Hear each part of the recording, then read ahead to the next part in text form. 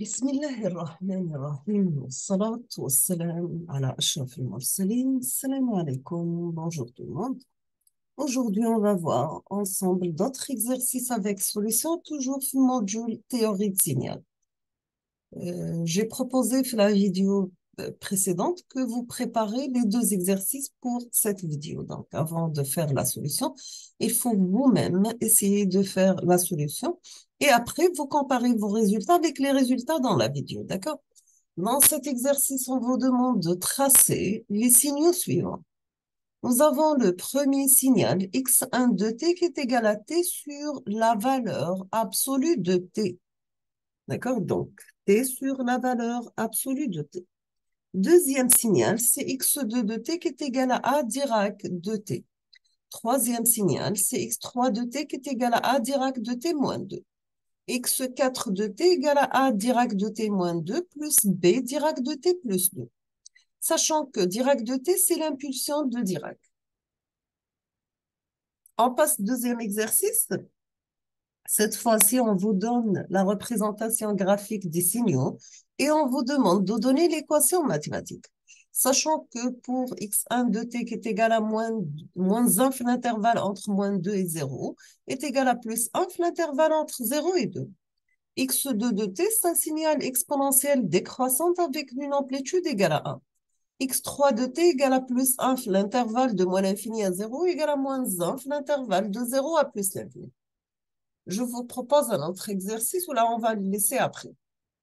On va commencer par l'exercice numéro 1. C'est bien pour tracer les signaux suivants. Vous avez x1 de t qui est égal à t sur la valeur absolue de t. Sachant qu'on peut décomposer la valeur absolue de t en deux valeurs, c'est-à-dire que la valeur absolue de t, elle peut prendre la valeur moins t lorsque t est négative, ou bien l'intervalle de moins l'infini à 0. Dans ce cas, on aura t sur moins t qui est égal à moins 1, donc x1 de t égale à moins 1 pour t négative. Maintenant, pour la partie positive, si nous avons t positive, la valeur absolue de t va prendre la valeur t et on va mettre t sur t qui est égal à 1. Donc, tout simplement, on aura que x1 de t égale à 1 pour t positive égale à moins 1 pour t négative. Voici sa représentation graphique, donc, égale à moins 1 de moins l'infini à 0, égale à plus 1 de 0 à plus l'infini. Deuxième signal, c'est x2 de t qui est égal à a Dirac de t. Donc, nous avons x2 de t qui est égal à a pour t positif, parce que Dirac, il est défini seulement pour le point t égale à 0 et nul ailleurs, et prend la valeur 0 pour t différente de 0. Donc, pour la représentation graphique de x2 de t, tout simplement, on va mettre une impulsion, le point t égale à 0, d'amplitude égale à 1. Pour x3 de t qui est égal à a Dirac de t moins 2, qui est égal à a pour t égale à 2, égale à 0 ailleurs. Toujours pour trouver le centre de signal, on va mettre tout ce qui est entre parenthèses égale à 0. Donc, t moins 2 égale à 0, donc on obtient le centre t égale à 2. Pour x3, il prend une seule valeur, c'est l'amplitude et une impulsion d'amplitude égale à a, le point t égale à 2. Et bien sûr, 0 ailleurs.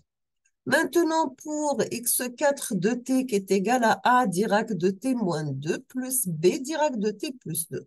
Nous avons ici deux impulsions de Dirac. Une définit le point t égale à moins 2 d'amplitude égale à b. Deuxième impulsion, le point t égale à 2 d'amplitude égale à a.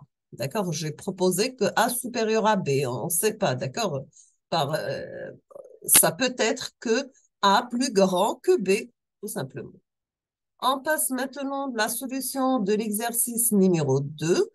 Dans ce cas, vous avez une représentation graphique et on vous demande de donner l'équation mathématique. Je reviens sur le signal x2 de t.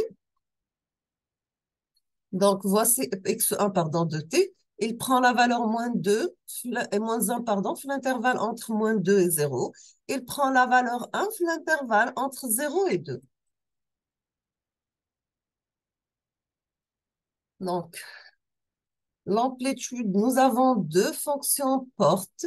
Une d'amplitude égale à -1 centrée, -1 avec une période égale à 2 et plus un autre signal d'amplitude égale à 1 centré 1 avec une période qui est égale à 2.